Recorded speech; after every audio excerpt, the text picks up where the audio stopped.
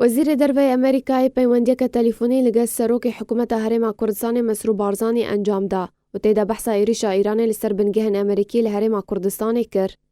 مۆرگان ئۆرگاتس بەردەفکە وەزارەتە دەرەوەی ئەمریکای ڕاگەهاند کۆ مایک پۆمپێۆ وەزیرە دەرەوەی ئەمریکای دڕیا پەیوەندیەکە تەلیفۆنیدا لەگەڵ مەسروور بارزانی سەرۆکی حکوومەتە هەرێما کوردستانی بەحسا پێشهاتەیەن داویە یەن گرێدای بە ئێریشا ئیرانی بموشەکان لەسەر بنگەهێن ئاسمانی لە هەولێرە پایتەختە هەرێما کوردستانی و پارێزگەها ئەنبار کرد.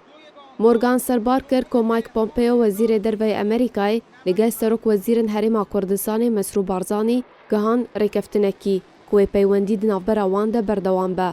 پاسەدارن ئیرانê bingehên leşkeriyên Emerîkî bi mûşekên balîstî li Hewlêra paytexta Herêma Kurdistanê û parêzgeha Enbar armanc kir.